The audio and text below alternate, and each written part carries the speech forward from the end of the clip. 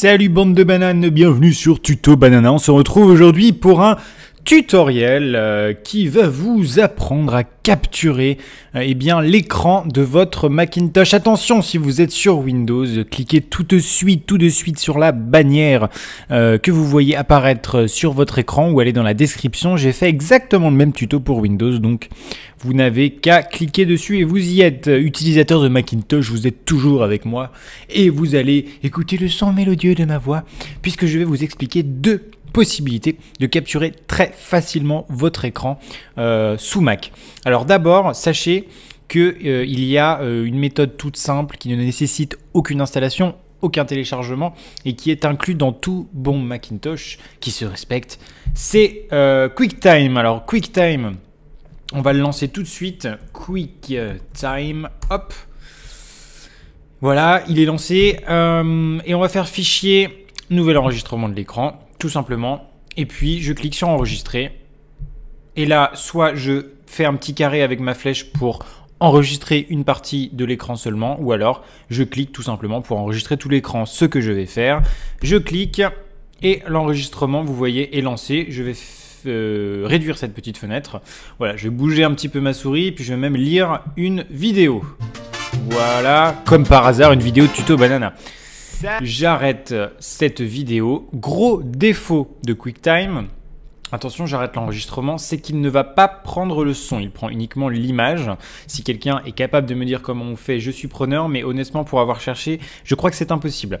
Donc je vais lire la vidéo que je viens de capturer et on se rend compte que au moment où on va aller, où j'ai lu la vidéo, si tout se passe mal, il n'y a pas le son. Voilà, il n'y a pas le son. Par contre, ça prend l'image de manière assez propre. On va pas se le cacher. Et donc, une fois que vous avez arrêté l'enregistrement, vous avez donc la fenêtre. Hein, voilà, regardez, c'est la fenêtre. C'est pas voilà. Il n'y a pas de confusion comme ça. C'est la fenêtre de vidéo. Une fois que vous avez ça d'ouvert, vous n'avez qu'à faire fichier, exporter. Et là, vous choisissez la qualité que vous voulez avoir en sortie. Donc, séquence, ça garde le fichier multimédia d'origine. 480p, bon, c'est assez médiocre. Il faudra, si c'est une vidéo qui est destinée à être diffusée, il faudra au moins du 720p ou du 1080p. Ça vous sortira un format qui est compatible PC et Mac. Je n'exporte pas la vidéo, je vous laisserai le faire. Il n'y a rien de bien compliqué et il n'y a aucune opération supplémentaire après ceci. Donc, j'annule. Et on va tout de suite passer à une méthode qui est plus compliquée et qui est plus compliquée, qui n'est pas forcément plus compliquée, mais qui est destinée aux utilisateurs un peu plus avertis, puisqu'on va enregistrer avec ScreenFlow. Alors c'est un logiciel qui est payant, que je vous conseille d'acheter parce qu'il en vaut vraiment la peine. Et puisque je vous fais un tutoriel sur la capture d'écran vidéo et que pour faire ce tutoriel, je dois capturer mon écran, c'est un exercice assez compliqué, eh bien on va faire une petite pause d'une seconde et on se retrouve tout de suite, le temps de changer de logiciel tout simplement, de capture pour moi-même. A tout de suite. Et voilà, je suis en train donc d'enregistrer maintenant avec QuickTime pour vous montrer ScreenFlow. Alors, je vous conseille évidemment de l'acheter. Je vous explique à la fin de la vidéo quand même comment le télécharger illégalement, même si je ne vous conseille pas de le faire. Maintenant, on n'est pas là pour faire des débats. Chacun fait comme il veut. En tout cas, pour ceux qui veulent l'acheter, faites-le. Pour ceux qui veulent le craquer, regardez la fin de la vidéo. Je lance ScreenFlow. Voilà, il est lancé. Je fais fichier, nouvel enregistrement. Et là, génial, regardez, je suis en train de parler et vous avez les petites barres vertes qui s'animent.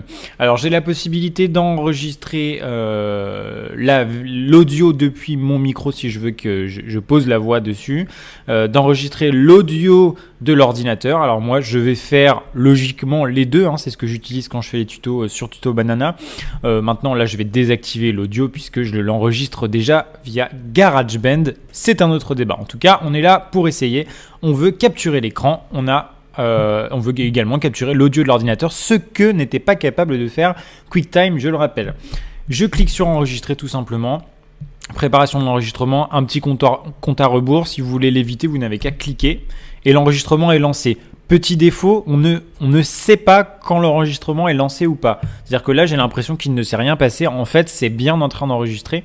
Donc voilà, n'ayez pas peur. Attention, je lance la vidéo. pour faire un petit effet, je bouge ma flèche, voilà, et je lance la vidéo. Vous devez entendre normalement ma voix sur la vidéo que je viens de vous lancer. Je mets de la musique un peu. Voilà. Et puis ça suffira. Je retourne sur ScreenFlow. Je fais fichier, nouvel enregistrement et ça l'arrête. Tout simplement. Sinon, il y a ici arrêter d'enregistrer. Vous avez directement le raccourci ici en haut. Arrêter d'enregistrer. Voilà. Et ça m'ouvre une interface qui est tout à fait géniale, qui va me permettre de retravailler mon plan et de même de faire un montage directement sur le logiciel. Ça, c'est vraiment pas donné à beaucoup de logiciels de capture. Rien que pour ça, ça mérite vraiment de mettre de l'argent dans ce logiciel. Alors, je vous montre. Je fais lecture en cliquant sur la barre espace ou en cliquant ici. Et ça va me lire mon enregistrement. Alors là, il se passe rien parce que j'ai rien fait au début. Voilà, vous voyez que ça bouge. Voilà, j'ai tourné. Et là, on entend en fait le son. Comme j'enregistre avec QuickTime, évidemment, vous ne pourrez pas l'entendre, mais sachez qu'il y a le son. Donc voilà, super logiciel. En admettant que je ne veuille pas utiliser cette partie de la vidéo, voilà, là, le petit tuto banana, je m'en fiche. Donc, je vais sélectionner mon plan, me placer ici, rester appuyé avec le clic gauche et le ramener ici, comme dans tout logiciel de montage, ça c'est vraiment les bases du montage. Je ferai d'ailleurs un tuto spécifiquement pour Final Cut Pro pour voilà, vous apprendre un petit peu les bases du montage. Et là on se retrouve vraiment avec un logiciel qui est super bien fait. Vous allez pouvoir faire plein de choses, ajouter du texte. On pourrait faire un tuto uniquement consacré à ScreenFlow. Je le ferai peut-être. Je pense pas qu'il y ait une demande énorme. Par contre, si je vois que dans les commentaires, eh bien, vous me demandez d'en savoir un peu plus sur ce logiciel, je le ferai avec un grand plaisir. Donc voilà, une fois qu'on a fait ça, on est toujours dans la partie, voilà, là, on n'a encore rien fait. La vidéo est pas sortie. Donc pour l'exporter, c'est très simple. Fichier, exporter. On met l'échelle à 100%. Ça veut dire qu'on veut l'entièreté de la qualité de la vidéo. Voilà. Et puis en MP4 c'est très bien. Si vous voulez personnaliser, vous pouvez augmenter le nombre d'images par seconde. Sachez que pour capturer un écran, 30 images par seconde c'est parfait. C'est le bon compromis entre rapidité, fluidité et éviter les images qui saccadent. Donc voilà, peu importe le logiciel que vous utilisez, 30 images par seconde c'est très bien. Et gérer, ça vous vous en préoccupez pas. Honnêtement, laissez ce qui est mis par défaut, c'est parfait. Vous enregistrez ça où vous voulez, vous l'exportez, vous aurez une vidéo classique, compatible PC et Mac également, mais avec le son de l'ordinateur et même le son du micro si vous enregistriez une voix et que vous faisiez par exemple un tuto comme je le fais en ce moment. Vous savez tout. Allez, pour les malhonnêtes, pour les gens méchants, je vous explique comment. Vous n'êtes pas méchant évidemment puisque j'ai déjà craqué des logiciels. Par contre, je m'attache à payer les logiciels que j'adore. Et donc, je vous déconseille de le faire pour ScreenFlow. Mais bon, ceux qui n'ont pas envie ou j'estime que vous avez le droit de craquer un logiciel quand vous avez besoin de faire une capture pour un usage vraiment ponctuel et malheureusement c'est 99% du temps comme ça, c'est-à-dire qu'on a besoin d'un logiciel mais que pour une fois, donc on va pas dépenser de l'argent pour une fois. Donc vous avez tapé ScreenFlow Torrent dans Google. Vous êtes d'ores et déjà muni de uTorrent qui est un logiciel qui vous permettra de télécharger des torrents. Une fois que ce logiciel sera installé, vous pourrez commencer à faire ça. Donc ScreenFlow Torrent dans Google, on prend le deuxième lien, ScreenFlow 4.0. Je l'ouvre dans un nouvel onglet qui est là. Vous cliquez sur Get this torrent. Oui. Et il va me lancer mon uTorrent. Normalement, si tout va bien, il l'a déjà fait en fait. Voilà, vous l'avez ici.